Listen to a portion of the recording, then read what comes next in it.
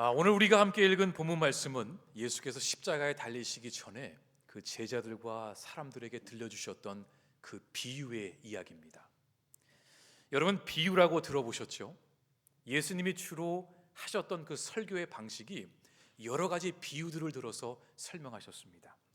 이 비유는 실제로 일어난 이야기가 아니라 예수님께서 무엇인가를 설명하고자 하실 때에 하나님이 누구신지, 하나님의 나라가 어디에 있는지, 천국이 어떤 곳인지 이런 것들을 설명하실 때에 듣는 사람이 더 쉽게 이해할 수 있도록 짧은 예화들, 쉬운 이야기로 풀어서 가르쳐 주셨어요.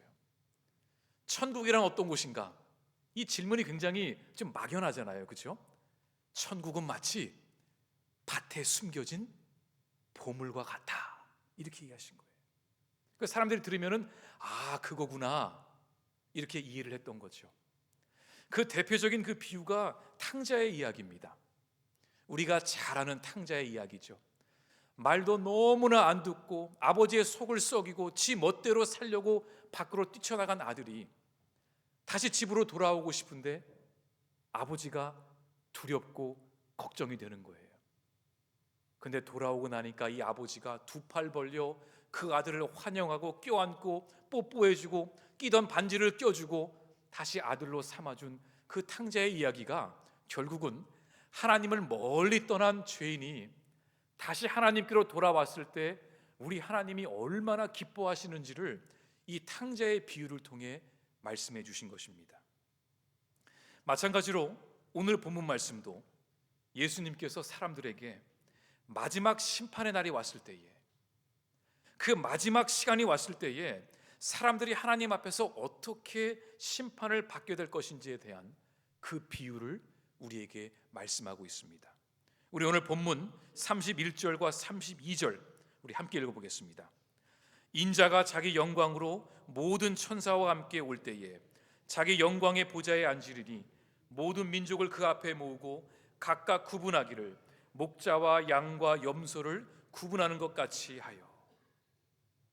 마지막 날이 되면은 예수님께서 이 천사들과 함께 다시 오실 것인데, 그때가 되면 이 땅에 있는 모든 민족들이 다 앞으로 나와서 목자가 양과 염소를 구분하는 것처럼 그 모든 민족들을 둘로 나눌 것이라는 거죠. 근데 왜 여기서 목자 이야기를 했을까? 왜 목자가 양과 염소를 나누는 것처럼 이라고 말씀하셨냐면, 그 당시에 사람들은 그 말을 듣고 다 이해를 했어요. 우리에게는 양과 염소가 조금 생소할 수 있지만 그 당시 그 유대 지역, 지금의 팔레스타인에 살고 있던 사람들은 늘 양과 염소를 보며 살았기 때문에, 길렀기 때문에 그 양과 염소의 습성을 잘 알고 있었습니다. 평상시에는, 낮에는 이 양과 염소가 함께 어울려져 살아갑니다. 풀도 뜯어먹고 물도 마시고 뒹굴고 놀고 있습니다. 겉으로 보기에는 저게 염소인지 양인지 잘 모를 정도로 색깔도 비슷합니다. 가까이 가서 봐야만이 그 꼬리의 모양을 보고 그 생김새를 보고 이건 양이구나, 염소구나를 알 수 있었던 것이죠. 낮에는 함께 뒹구는데 밤이 되면은 이 목자가 양과 염소를 철저하게 구분했습니다. 그 이유는 이 염소는 생물학적으로 이 기온차에 약했기 때문에 염소들은 특별히 밤에 따뜻하게 해줘야 했습니다. 양들은 괜찮았고요. 그렇기 때문에 그 당시 사람들은 마치 목자가 양과 염소를 밤이 되면 구분하는 것처럼 예수님이 다시 오시면은 모든 민족을 왼쪽 오른쪽으로 나누시는구나, 이렇게 이해를 쉽게 했던 것입니다. 그 말씀이 오늘 본문 33절 34절에 나와 있습니다. 양은 그 오른편에 염소는 왼편에 두리라. 그때의 임금이 그 오른편에 있는 자들에게 이르시되 내 아버지께 복받을 자들이여, 나와 창세로부터 너희를 위하여 예비된 나라를 상속받으라 하셨습니다. 비록 오른쪽과 왼쪽으로 나눠지게 되지만 그 둘이 똑같다는 건 아니라는 것입니다. 그런데 오늘 이 비유의 핵심은, 이 이야기의 핵심은 마지막 때 예수님이 우리를 심판하러 오신다는 것을 얘기하려는 것이 아닙니다. 이 마지막 심판에 대한 이야기는 그 당시에 유대인들도 다 알고 있는 이야기였습니다. 언젠가는 오시겠지, 그 심판이 있겠지, 다 알고 있었어요.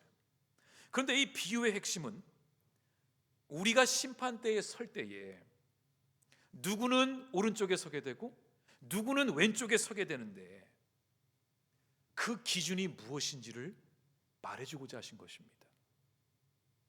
오른쪽에 서 있는 사람들은 하나님의 백성으로 인정받은 사람들이고, 왼쪽에 있는 사람들은 그렇지 못한 사람들로 구분되어졌는데, 어떤 기준으로 이 두 그룹이 나눠졌는지를 예수님은 설명하고 계신 것입니다. 다시 말해, 마지막 날에 우리가 하나님의 백성으로 인정받고 오른쪽 편에 서기 위해서는, 우리가 의인으로 부름받기 위해서는 우리가 이 땅에서 어떻게 살아야 하는지를 예수님은 말해주고자 하셨습니다. 심판이 오면은 너희들은 끝이야, 이걸 말씀하신 것이 아니라 그날을 맞이하기 위해서 우리가 어떻게 이 땅에서 살아가야 하는가, 그 기준을 말씀하신 거죠. 이 사도 바울은 이 말씀을 정확하게 이해하고 있었습니다. 그래서 사도 바울의 편지들을 보면은 그가 자주 하는 말이 있습니다. 바로 항상 깨어 있으라입니다. 항상 깨어 있으라. 근데 여러분, 이 성경에서 항상 깨어 있으라 그러면은 그 말의 의미가 뭐라고 생각하세요? 어떤 사람은 문자적으로 해석을 하고, 야, 어떻게 24시간 동안 깨어 있지? 정말 우리의 육신이 계속 깨어 있는 걸로 생각하는 사람도 있었습니다. 그런데 항상 깨어 있으라는 이 말의 뜻은 항상 준비하고 있으라는 것입니다. 준비하고 있어라. 언제 하나님이 오실지, 언제 예수님이 오실지 모르지만 항상 그날을 위해 준비하고 있으라는 겁니다. 오늘 우리가 읽은 이 본문 말씀 31절부터 46절의 그 말씀 전에 예수님이 열 처녀에 대한 비유를 말씀해 주십니다. 그러니까 10명의 처녀들에 대한 그 이야기를 말씀해 주세요. 그게 이제 25장 1절에서 12절까지 나오는데, 우리가 잘 알고 있는 그 열 처녀 비유 이야기입니다. 내용은 이렇습니다. 천국은 마치 등을 들고 신랑을 맞이하러 나간 10명의 처녀들과 같다고 말씀하셨어요. 자, 지금 10명의 처녀들이 신랑이 오기만을 기다리고 있습니다. 근데 문제는 언제 올지 모른다는 겁니다. 그래서 날마다 신랑이 오는가 하고 기다리고 있었는데 각 사람에게 등을 주었습니다. 왜냐하면 신랑이 온다 그러면 얼른 등에 불을 켜고 밖으로 나가야 되니까요. 그런데 언제 올지 모르니까 기다리다가 차고 또 기다리다가 차고 이랬던 거죠. 그래서 어느 밤이 깊은 날 신랑을 기다리다가 그만 10명 모두 다 잠에 들어버렸습니다. 큰일이 났습니다. 그런데 갑자기 조금 있다가 밖에 소리가 막 들리는 거예요. 신랑이 드디어 돌아온 겁니다. 10명의 처녀들이 얼른 일어나서 준비를 하고 등을 찾아서 불을 붙이려고 하는데 앞불사 그 중에 5명은 기름을 까먹고 준비를 못한 겁니다. 근데 다른 5명은 언제 오실지 모르지만 늘 불을 체크하고 기름이 떨어졌는지 보고 떨어졌으면 기름을 사와서 여유분을 준비하고 있었던 겁니다. 신랑이 왔습니다. 그러자 기름이 없는 그 5명의 처녀들이 기름을 갖고 있는 처녀들에게 이봐, 우리 좀 도와달라고, 너희들이 갖고 있는 걸 좀 나눠주면 우리 함께 나가자 그랬더니 이 기름을 미리 준비한 사람들이 그렇게 해서는 우리 모두 다 낭패를 볼 수 있으니 너희들은 지금 얼른 마을로 내려가서 기름을 사오라고 합니다. 근데 말을 들어보니까 일리가 있어요. 얼른 뛰어가서 마을 어딘가에 가서 기름을 사가지고 집으로 막 돌아오는데 문이 잠겨 있는 겁니다. 주님, 저희가 왔습니다. 근데 안에서 신랑이 뭐라 그런지 아세요? 나는 너희가 누군지 모른다 그러죠. 그러셨어요. 준비되어 있는 자만 신랑을 맞이할 수 있다라는 그 비유를 말씀하신 거죠. 이 열처녀 비유의 핵심은 바로 항상 준비하고 있으라는 것입니다. 오늘 우리가 읽은 본문 말씀의 핵심도 똑같습니다. 언제 예수님이 다시 오실지 모르니 항상 준비하라는 것이죠. 그런데 여기서 절대로 오해하지 말아야 할 것이 있습니다. 어떤 사람들은 종말이 온다고 산속에 숨거나 교회에 다 와가지고 그날만 기다리는 잘못된 교리를 갖고 있는 이단 사이비 종교들도 있습니다. 언제 오실지 아무도 모릅니다. 그래서 항상 우리의 일상에서 준비하고 있으라는 것입니다. 언제 오실지 모르지만 날마다 우리의 삶 속에서 하나님의 말씀대로 살아가고 있으라는 것입니다. 오늘 주어진 이 하루를 선물로 여기고 나를 인도하시는 그 말씀을 따라 살아가는 것입니다. 내일 마지막 심판의 날이 올지도 모르니 오늘 아무 생각 없이 흥청망청 살아가는 것이 아니라 내일 주님이 오신다 하더라도 믿는 자는 오늘 하루 주신 말씀 붙들고 전에 하던 대로 그 믿음의 길을 걸어가는 것입니다. 이것이 바로 항상 깨어 있으라는 그 성경의 말씀입니다. 그럼 여기서 한 가지 질문이 찾아옵니다. 항상 깨어 있으며 말씀대로 살아가는 것이 어떤 삶인가? 예수님이 말씀하시는 그 하나님 나라의 백성들은 이 땅에서 어떻게 살아가야 하는지를 예수님께서 우리에게 구체적으로 그 답을 주십니다. 그 내용이 오늘 본문 35절에서 36절까지입니다. 우리 이 말씀은 한 목소리를 함께 크게 같이 읽겠습니다. 내가 줄일 때에 너희가 먹을 것을 주었고 목마를 때에 마시게 하였고 나그네 되었을 때에 영접하였고 36절 헐벗었을 때에 옷을 입혔고 병들었을 때에 돌보았고 옥에 갇혔을 때에 와서 보았느니라. 아멘. 예수님은 여기서 놀라운 말씀을 하세요. 이 한국어 성경에는 우리가 읽은 이 본문 말씀에는 내가라는 말이 한 번밖에 나오지 않습니다.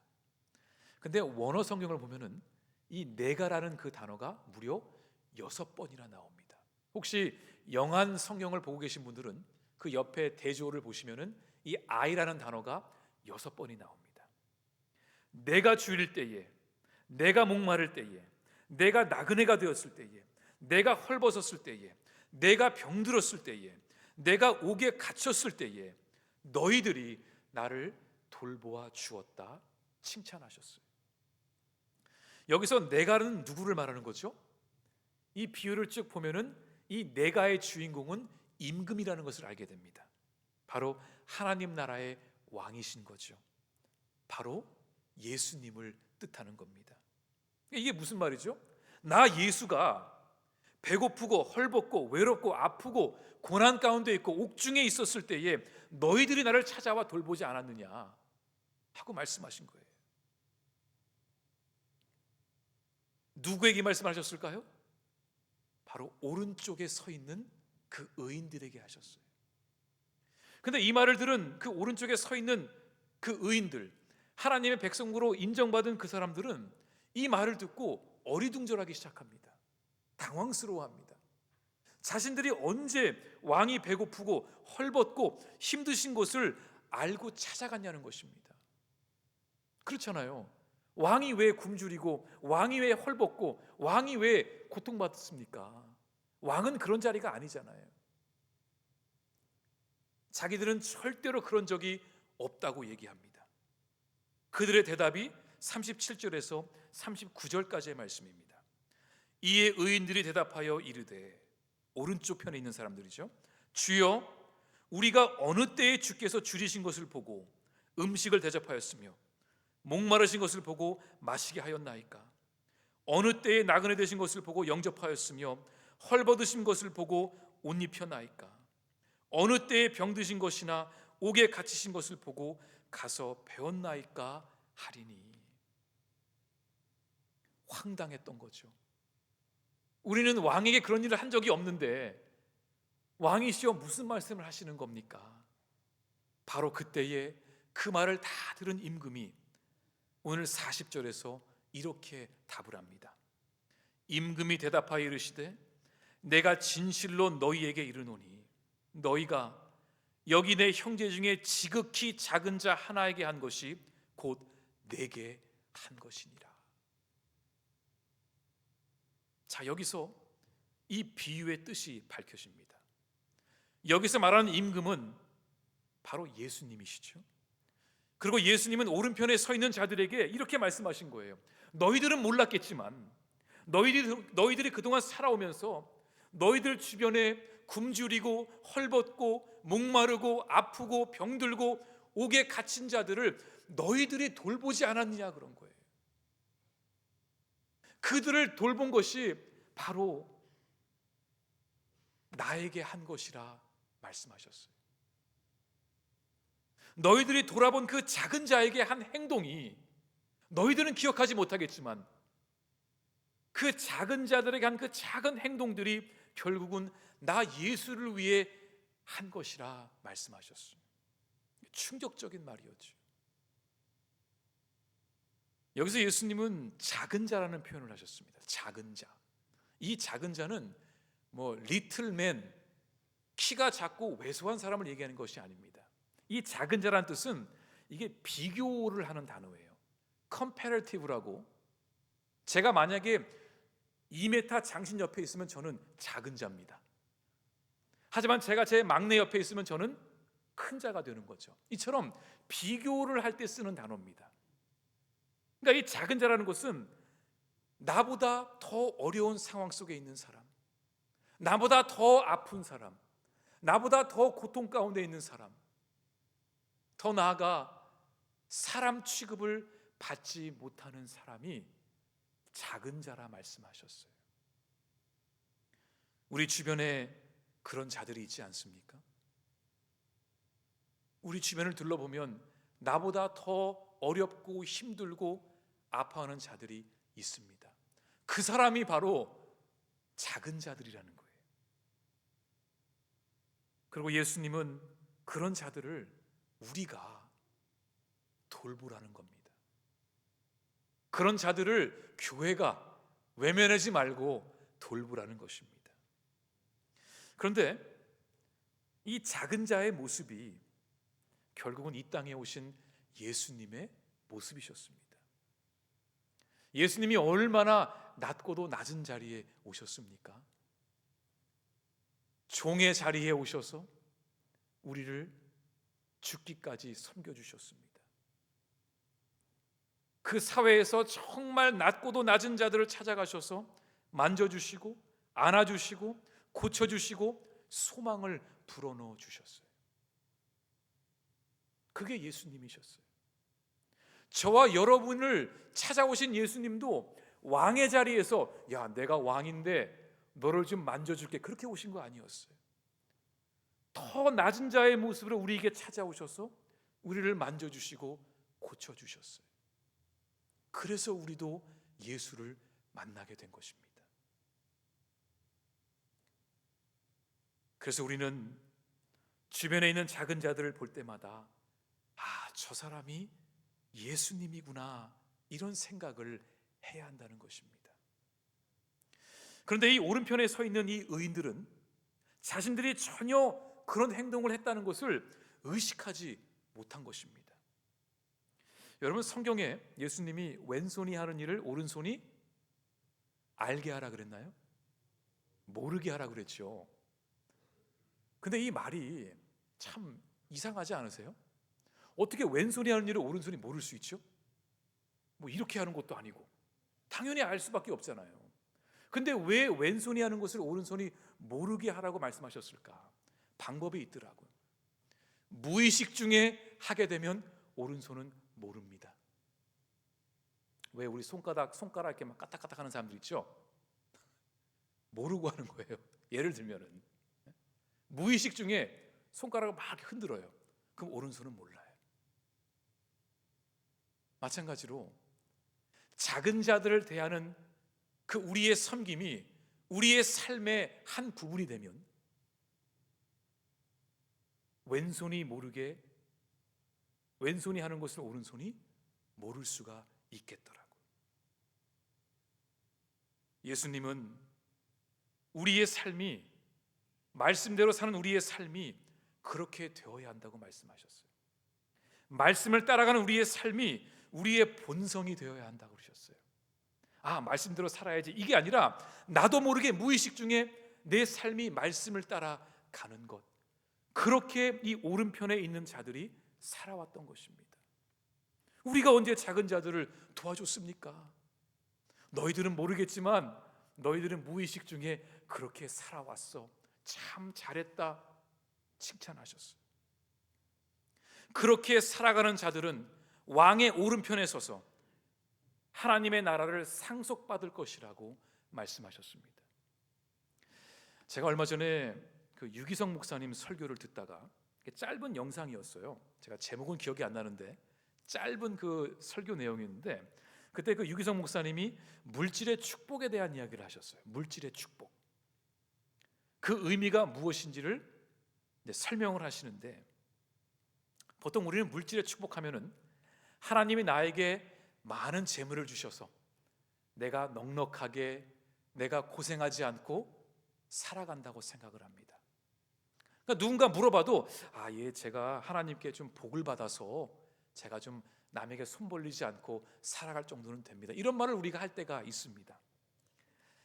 그런데 이 물질의 축복을 받는다는 것은 하나님이 나만 특별하게 재물을 많이 주셔서 내가 부족함 없이 넉넉하게 사는 것이 아니라 그랬어요. 물질의 축복은 바로 하나님의 축복의 통로가 된다는 것입니다. 하나님이 나에게 10만 원을 주시면은 그 뜻은 내가 그걸로 편안하게 넉넉하게 살라고 주시는 것이 아니라 그 돈을 필요한 사람에게 나눠줌으로 하나님을 알게 하는 그런 축복의 통로가 되라는 것입니다. 그러면 나는 갖고 있던 돈을 다 흘려보냈지만 그럼 하나님이 또 나에게 채워주시는 거예요. 나는 흘려보내고 하나님이 또 채워주시고, 흘려보내고 채워주시고, 이게 물질의 축복이라는 거예요. 그래서 저는 사업장에 갈 때마다 꼭 그렇게 기억해요. 기도합니다. 하나님이 사업장이 복의 복을 받게 하시고 선교의 기업이 되게 해주십시오. 선교사로 나가라는 그런 뜻이 아니라 물질의 복을 받아서 그 물질을 하나님의 뜻 가운데 흘려보내는 축복의 통로가 되는 사업장이 되게 해주십시오, 그 기도를 드려요. 하나님의 관심은 여러분이 막 이만큼 막 쌓아놓고 그게 하나님의 관심이 아니에요. 여러분의 삶을 통해서 하나님의 그 사랑과 하나님의 은혜가 작은 자들에게 흘러갈 수 있도록 축복의 통로로 쓰기 위함이지, 창고에 가득 쌓아두라고 주시는 게 아니라는 겁니다. 저도 이 설교를 들으면서 100% 공감했어요. 그리고 하나님, 우리 교인들에게도 이런 물질의 축복을 주십시오. 그리고 저는 작게 기도했죠. 하나님, 좀 넉넉하시면 저에게도 물질의 축복을 주셔서 저도 좀 흘려보낼 수 있도록. 근데 그 기도는 제가 좀 크게 안 나오더라고. 그러니까 제가 여러분을 위해 제가 기도해 드릴게요. 여러분, 순종이란 말을 들으면 어떤 생각이 드세요? 순종, 이게 부담스럽죠? 순종, 이거 내가 해야 되나? 하나님의 뜻이면 내가 순종해야 되는데 막 부담이 찾아와요. 그리고 안 하면은 괜히 요나가 된 것 같고 벌 받을 것 같고, 근데 그런 마음들이 우리 안에 이렇게 막 찾아옵니다. 그래서 우리는 지금 당장 어떤 결정할 것이 없으면은 이 순종의 의미를 별로 생각하지 않습니다. 그 순종해라 그러면은 아멘 하고 넘어가요. 근데 여러분, 이 순종은 꼭 선택을, 결단을 해야 할 때만 하는 것이 아닙니다.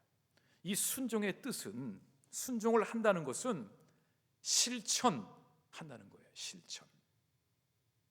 하나님, 순종하겠습니다. 하나님, 말씀대로 실천하겠습니다. 이 고백인 거예요. 그래서 하나님이 순종이 제사보다 낫다는 말이 뭐냐면, 예배와 제사를 드릴 때만 하나님 앞에 서는 것이 아니라 내가 일상생활 속에서 그 말씀 앞에 나아가며 실천한 그 삶을 올려드릴 때에 하나님은 그 순종의 제사를 기쁘게 받으신다는 것입니다. 그러니까 순종은 날마다 하나님의 말씀대로 살아가는 것이고, 날마다 매 순간마다 하나님이 원하시는 길을 걸어가는 것입니다. 다시 말해 순종은 말씀을 행동으로 옮기는 것입니다. 이 말씀의 해석이 실천으로 연결되지 않으면 그것들이 다 우리 머릿속에 지식으로만 남게 됩니다. 그럼 이제 머리만 이만큼 커진 성도들이 되는 거예요. 막 걸어 다니고 움직이고 해야 몸이 좀 튼튼해지는데 아무것도 안 하고 가만히 있으면서 머리만 커지니까 그 문제가 되는 거죠. 순종은 말씀을 행동으로 옮기는 것입니다. 우리 한번 함께 따라해 볼까요? 순종은 해석된 말씀을 행동으로 옮기는 것입니다. 해석된 말씀을 행동으로 옮기는 것입니다. 그렇게 살아갈 때에 성령의 열매들이 우리의 삶 가운데 열리게 됩니다. 그러니까 성령이 다 연결이 되어 있는 거예요. 성령의 열매 얼마나 많이 들어봤습니까?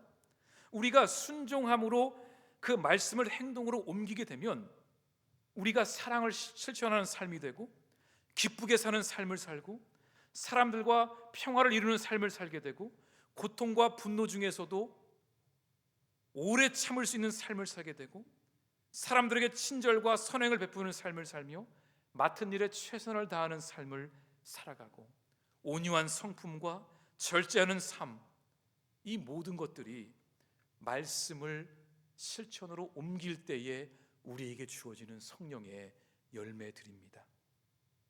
사랑하는 성도 여러분, 순종이 없는 복음은 그건 빈 껍데기입니다. 말로만 떠들다가 끝나는 복음입니다. 하지만 순종이 있는 복음은, 아까 순종이 제가 뭐라 그랬죠? 실천이 있는 복음을 살아가는 저와 여러분이 될 수 있기를 간절히 바랍니다. 함께 기도하겠습니다.